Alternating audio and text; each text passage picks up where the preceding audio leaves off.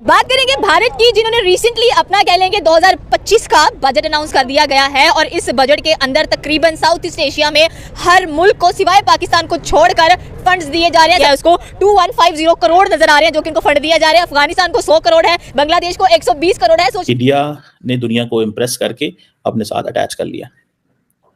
ठीक है, इंडिया ने दुनिया को इम्प्रेस करके अपने साथ अटैच कर लिया और वो यही है कि पायन हमारे पास आए, काम करें, कारोबार करें। सरदार साहब, आप क्या कहते हैं भारत के दिफाई बजट पे? देखिए, भारत का दिफाई बजट जरूर पाकिस्तान के कुछ हलकों में गौर से देखा जाएगा, इसमें कोई शक की बात नहीं। भारत अपनी जरूरियात के मुताबिक पैसा खर्च कर रहा है। पहली बात है, उसके पास लिक्विडिटी है, उसके हाथ में पैसा है, वो अपने आप को गालिबन वो पैसा खर्च करना चाहता है। नेपाल को 700 करोड़ दिया है, श्रीलंका को 300 करोड़ दिया है, मालदीव को फिर कह लें कि 600 करोड़ दिया है, मलेशिया को 350 करोड़ है, म्यांमार को 500 करोड़ है। सर, क्या कहना चाहते हैं कि इंडिया ने साउथ ईस्ट एशिया कंट्री में हर किसी को फंड दिया है, पाकिस्तान का नाम नहीं आया। परफेक्टली जो है ये बजट बनाया गया।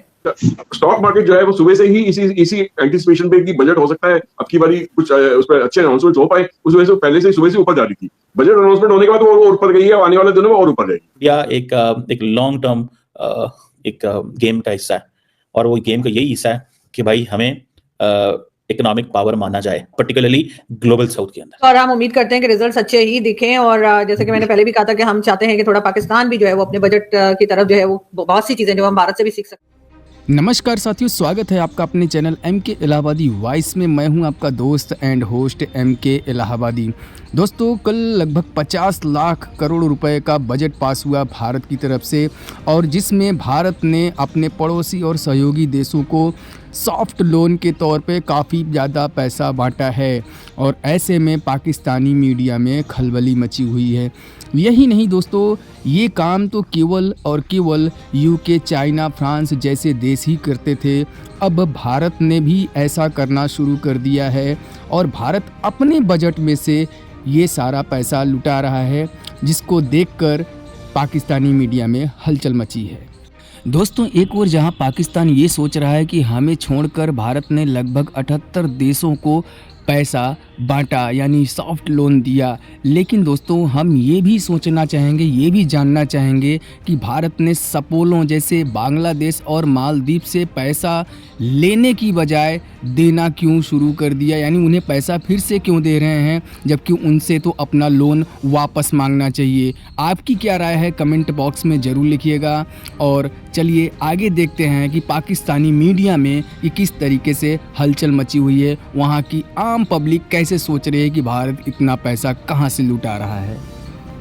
भारत की, जिन्होंने रिसेंटली अपना कह लेंगे 2025 का बजट अनाउंस कर दिया गया है और इस बजट के अंदर तकरीबन साउथ ईस्ट एशिया में हर मुल्क को सिवाय पाकिस्तान को छोड़कर फंड्स दिए जा रहे हैं। सबसे पहले तो भूटान की बात करेंगे कि भूटान को इंडिया हर दफा सबसे ज्यादा फंड देता है क्योंकि भूटान कह लें कि एक तरफ उसका झुकाव चाइना की तरफ नजर आता है और वो पूरी की पूरी उसका अपना कोई समुद्र भी नहीं है जिसके थ्रू वो ट्रेड भी कर सके, तो इसलिए इंडिया जो है उसका हमेशा कह लें कि जो फंड है वो ज्यादा रखता है, यानी कि उसने दिया है उसको 2150 करोड़ नजर आ रहे हैं जो कि इनको फंड दिया जा रहा है। अफगानिस्तान को 100 करोड़ है, बांग्लादेश को 120 करोड़ है। सोचने वाली बात यह है कि बांग्लादेश के साथ इंडिया की टसल है लेकिन फिर भी 120 करोड़ उसको दिया जा रहा है। फिर नेपाल को 700 करोड़ दिया है, श्रीलंका को 300 करोड़ दिया है, मालदीव को फिर कह लें कि 600 करोड़ दिया है, मलेशिया को 350 करोड़ है, म्यांमार को 500 करोड़ है। सर, क्या कहना चाहते हैं कि इंडिया ने साउथ ईस्ट एशिया कंट्री में हर किसी को फंड दिया है, पाकिस्तान का नाम नहीं आया है? ये असल में जो जियो पॉलिटिक्स होती है ना, ये उसका एक बेसिक आंसर होता है कि आपने किन ममालिक के साथ अपने जो रिलेशंस हैं उनको स्ट्रेंथन करना है, किन के साथ नहीं करना। तो ये साउथ एशियन पॉलिटिक्स है ना, इंडिया इसमें एज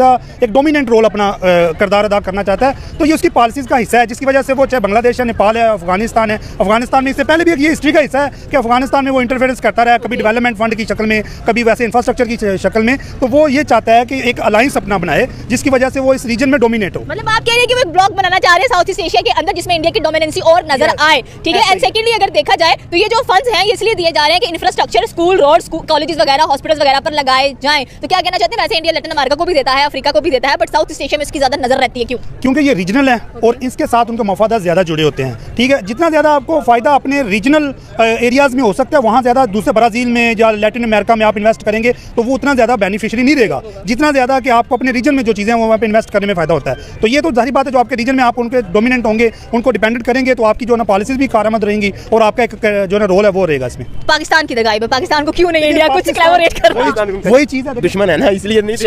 सबसे बड़ा दुश्मन ही पाकिस्तान का। क्यों दुश्मन है? ये आपको खुद ही मालूम है, इसीलिए दुश्मन है कि वो उनके एक तो वो है गैर मुस्लिम मुस्लिम इंडिया, पाकिस्तान मुस्लिम है, इनके कानून कुछ और है, उनके कानून कुछ और है, इसीलिए बाकी लेकिन मैं यहाँ पे शुरू से ही लगती आ रही है। कुछ रियलिटी बेस बातें ये है कि देखें, ये पाकिस्तान और इंडिया के दरमियान में टसल तो एक रियलिटी है, ठीक है। अब पाकिस्तान को इंडिया क्यों फेवर करेगा? वो तो ऑटोमेटिकली जब हमारी इकॉनमी क्राइसिस का शिकार होती है, अब देखें कि इंडिया का क्या किरदार रहा है पाकिस्तान को वो ग्रे लिस्ट में करने का, ब्लैक लिस्ट में करने का, तो वो तो कोई भी अपॉर्चुनिटी इकोनॉमिक डोमिनेंट की वो अपने हाथ से जाने नहीं देता। जो चीज़ होने जा रही है और जो चीज़ नज़र आ रही है वो यही है कि at the end of the day India ने दुनिया को इम्प्रेस करके अपने साथ अटैच कर लिया, ठीक है। इंडिया ने दुनिया को इम्प्रेस करके अपने साथ अटैच कर लिया और वो यही है कि पायन हमारे पास आएँ, काम करें, कारोबार करें। अगर आप ये काम कारोबार करेंगे तो आपको एडवांटेज मिलेगा, अगर आप ये काम कारोबार नहीं करेंगे तो देन आपके लिए मसले मसाइल होंगे। सो इंडिया अपने वो जिसे कहते हैं ना, by every means, by all means कहना चाहिए, बाय ऑल मीन्स इंडिया एक लॉन्ग टर्म एक गेम का हिस्सा है और वो गेम का यही हिस्सा है कि भाई हमें इकोनॉमिक पावर माना जाए, पर्टिकुलरली ग्लोबल साउथ के अंदर इकोनॉमिक पावर हमें माना जाए। हम we are in a position to compete, हम वो कम्पीट कर सकते हैं, ठीक है जी, हम वो कम्पीट कर सकते हैं और इससे हमें शायद अगर आप सीरियस लेंगे तो आपको बड़ा फायदा होगा। This is what they believe in, this is what they do, this is what they conduct. Well let's see, it's a very interesting scenario जो सामने आ रहा है। अब क्वेश्चन ये है कि वो जो क्वालिटी की तलाश में है इंडिया, तो वो कह रहा है कि भाई हमारे पास तो लेबर है और उस लेबर को हमने अगर हाई क्वालिटी लेबर बना लेंगे तो हमारा बड़ा काम बन जाएगा। लेकिन अगर वो हम हाई क्वालिटी लेबर अपनी प्रोड्यूस नहीं कर सकते, क्योंकि वो इंडिया बात कर रहा है quantity and the quality of employment.